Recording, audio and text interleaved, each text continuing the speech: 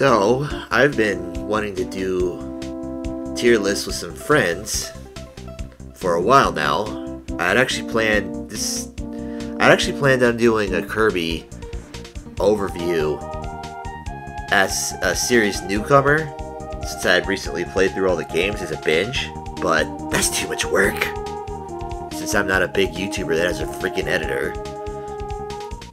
So I decided to do a tier list with a couple of friends of mine who have been fans for a while, and I thought that'd be an interesting perspective between a newcomer and a couple of vets, but we have yet to do that, so decided to do a couple ones by myself as sort of a test for these tier lists. We're going to do Advance Wars first, aka Nintendo Wars, and then I'll do one more test with Silent Hill, since neither of these series do I know someone who's played the entirety of them that would make a good co-host. And then I'll do one more test with another friend with Animal Crossing. After that, I'll try to get to the Kirby ones. But anyways, today it's going to be Advance Wars. And I will say from the get-go that I don't follow current... Well, I do, but I don't fall into current trends. So, I'm not just... With these tier lists, I'm not just going to rank what everybody thinks is popular first and what people don't like last, as the normies would. Nor am I going to be a contrarian and do the opposite for clickbait. These are purely my opinions, and there will be some hot takes. So if you don't like it, wah. That said, I don't think there's going to be very many in the Advance Wars one.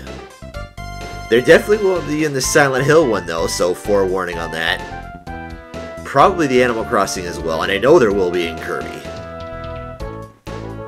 Anyways, to get started, I've got the classic games on here that were Japanese only. However, they do have translation patches. And I haven't played a lot of the original 5, but I played enough to get the gist of them. So I'm going to start with the original. And there's no reason to go back to this game, I can say for one. I can see how it could have been fun for that time period if you had a friend over to do some 1v1ing. However, there's no proper single-player content, and playing against the CPU is a slog. They take forever to take their turns. Putting aside the fact that, of course, it's an NES game, so it's pretty ugly, rough around the edges, balancing is not very good, and unlike the newer games, there's not much of an attack bonus initiative, since both sides will hit at the same time. And granted, that does force you to play differently than you would Advance Wars, but it's kind of a mess. I would give it credit for starting the series, but again, there's no reason to go back for it, so F tier. Now the next one, Game Boy Wars, there is a enhanced version called Turbo, but I'm just going to rank them as the same. This is basically just the first game on handheld. Granted, it is a little bit better, since the CPU doesn't take as bloody long to make a turn, and there are some additional options.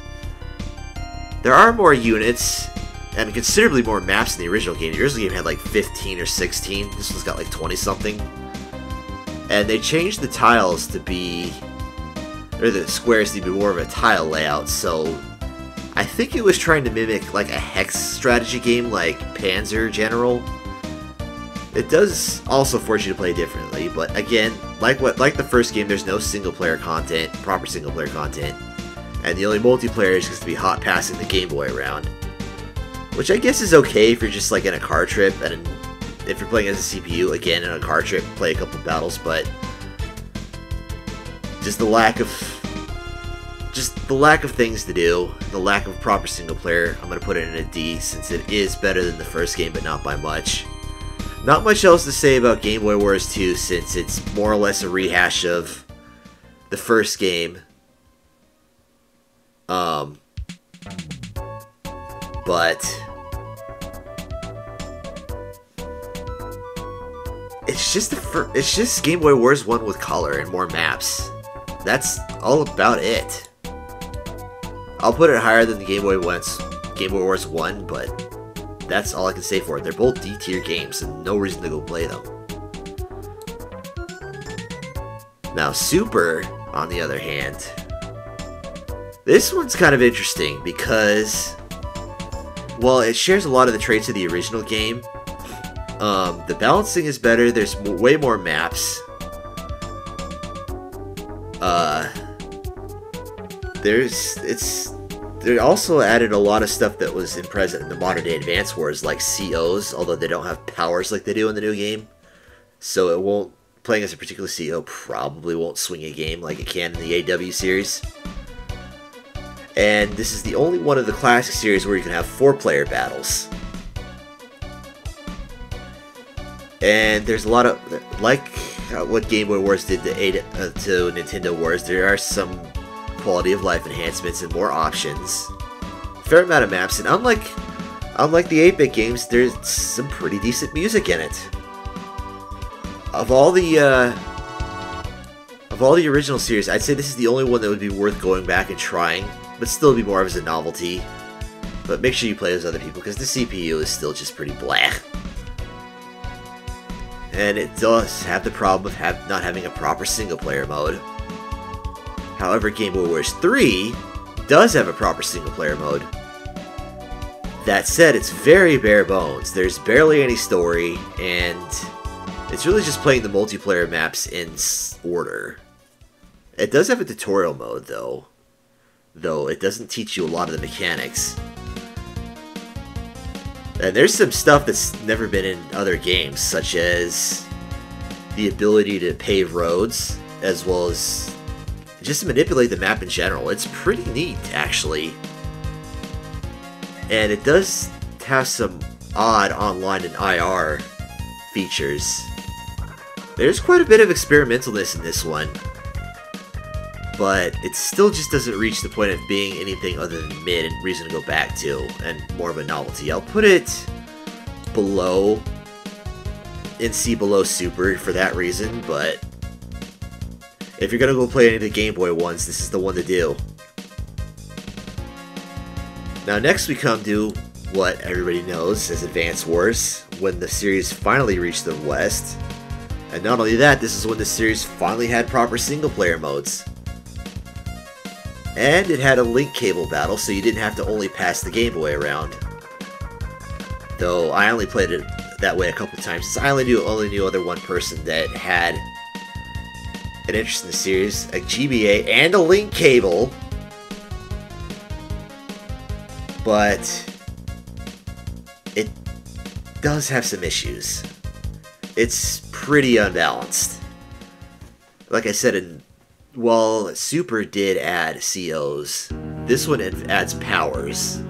And these can really swing battles. And it doesn't help that there are a couple COs that are just blatantly overpowered. Max is vastly considered to be the best one, for obvious reasons.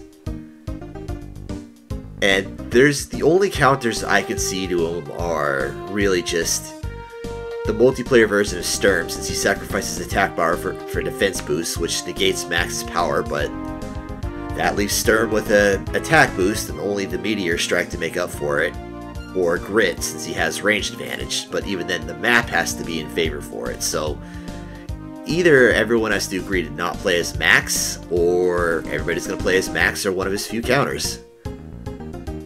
That said, the game is still quite fun, even with the balance issues.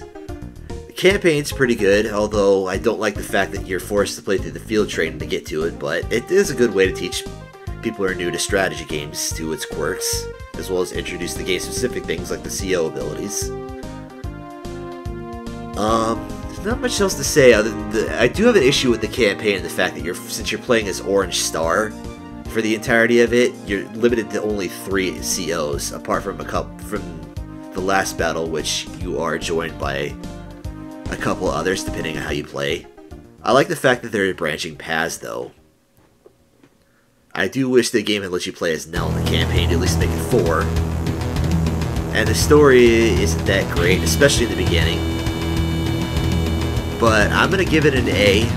It'll probably end up being the bottom of the A, since it did start a great series despite its flaws. Now, its sequel did fix a lot of the balancing issues. Max isn't as strong. However, it does introduce some new ones. Sturm is now probably an S tier CO, since he has buffs to all his units, though he only has this Meteor Strike. But there's also Hachi, the other unlockable CO, who's just flat out broken. So again, you have to have an issue of like the honor system of not playing as those COs, or letting new people play as them, so they have the advantage. Still, the campaign is better. There's quite a bit more content in general. So that goes an A and above the original. Oops. Why are you doing this? There we go. Now, Dual Strike, on the other hand, did add some interesting things. I do like the split battles where one person has to play on the top screen and another on the bottom. And the first person who wins on the top screen joins the bottom one as a second CO. However, that also comes up with the issue of the dual strike system in general. It's broken. Like, all COs being able to take 2 turns, because you charge up with dual strike, will completely swing a game. Like, Eagles had the ability to do that to some degree in the first game. This one now, it's just awful. If you put Eagle as the first CO, you could potentially take 3 turns. The campaign's pretty good, though. Hard mode is kind of interesting. It lets you use all COs in the game, even the black hole ones, but that does kind of make it break the game, since you can easily just tag team the best COs and make the hard mode trivial, apart from one particular battle that I got stuck on for quite a while. The story's alright. It does have a pretty good conclusion to the series overall, but I have to put it in B tier just because of how unbalanced the dual striking is. Now, Battalion Wars, on the other hand, this was an interesting game. Unlike the previous games, this was not really a strategy game per se, but an action strategy. If I had to compare it to something, I would say maybe like Pikmin, although obviously there's less emphasis on puzzles and more on combat. But it does have that squad-based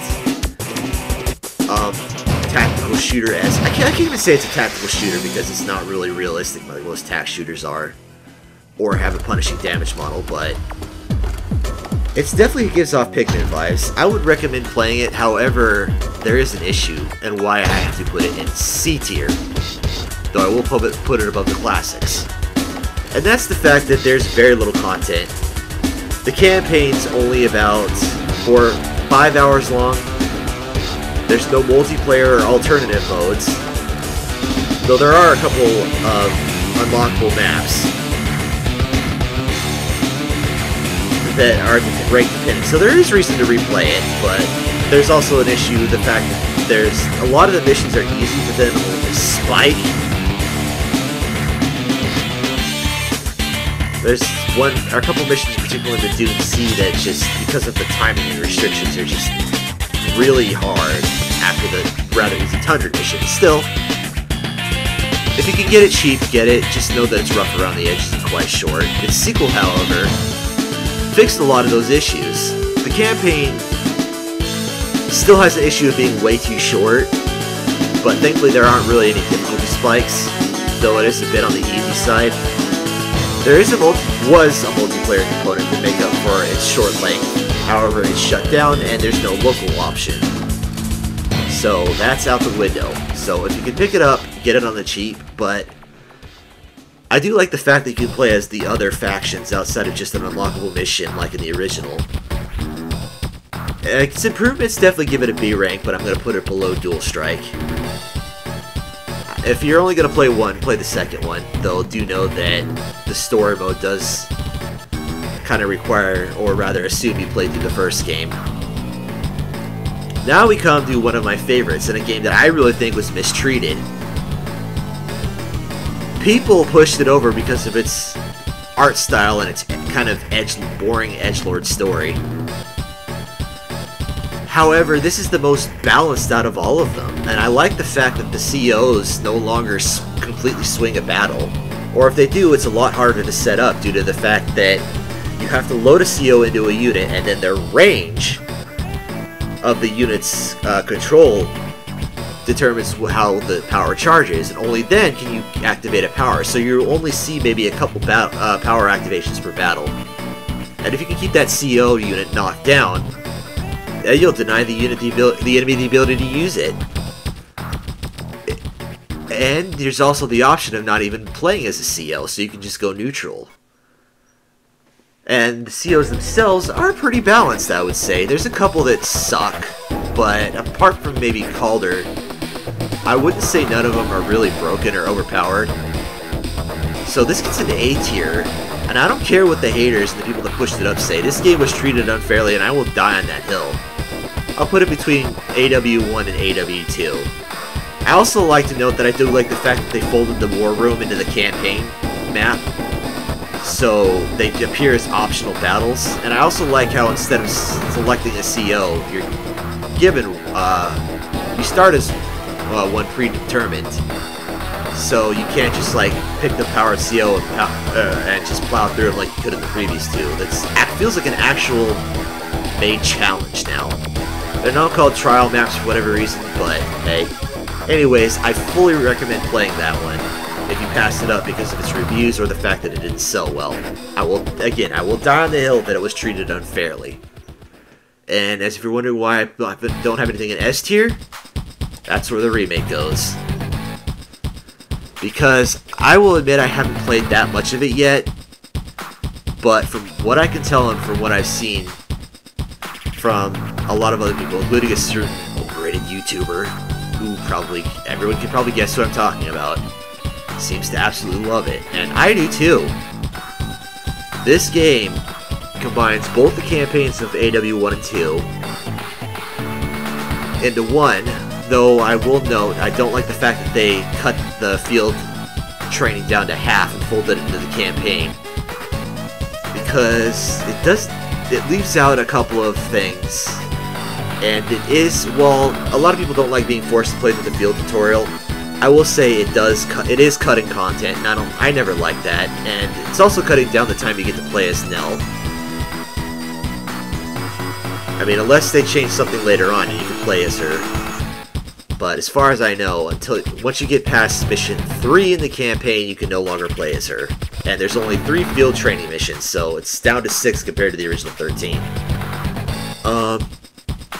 That said, they've also balanced the multiplayer a bit, though I'm sure once Sturm and Hachi get unlocked, they'll still completely break it, so honor system on not playing that. I haven't played around with enough to say whether or not it follows Advance Wars 2 or 1's balancing. I'm guessing 1, though I doubt Max will be as overpowered. The graphics, I'm hit and miss for. Some of the new portraits look pretty good. The intro cutscene is quite nice, but I don't like the fact that the units all look like toys, and the fact that it looks like it's being played on a tabletop just reinforces that. Yeah, I know the story was always kind of like taking war lightheartedly, but come on, that's a bit far. It kind of kills the immersion a bit. But as you can tell, most of the things I've had to say about these things are just more nitpicks. Like another one I can think of is a lot of the remixes for the CO music are pretty good. There's a couple that are worse, like Olaf's, but even the ones that are inferior aren't as bad as the Dual Strike remixes of the Advance Wars 1 and 2 CO music. I do also wish that there had a separate mode for decorating or changing the colors for COs instead of just only being able to change it in the multiplayer, and even then it's not permanent. I also don't like the fact that they pulled off some of the Japanese designs, like that giving Brit that stupid cowboy hat, but it is what it is. It's an excellent game. If you're gonna only play one game from the wars, get the remake. It's really good, and it's definitely deserving of its S tier. all I have for it are nitpicks. That's definitely saying for its quality. I think that's about it. All I can say for this series. If you're into strategy games, you might be a bit on the easy side, but just for its quirks, I would recommend it. And if you're new to them, it's a great place to start. Don't recommend playing the classics unless you just want to see how it started. But the Advance Wars games and the Battalion Wars games, I do recommend. Anyways, I'll cut it here for now. Next, I will do the Silent Hill. Any comments and suggestions would be appreciated to make the next one better. Like and subscribe, yada yada yada, even though I hate begging for that. So yeah, next I'll do Silent Hill, and after that I'll probably do Animal Crossing with a friend, and then we'll try and work to get that Kirby one up. Anyways, I'm out.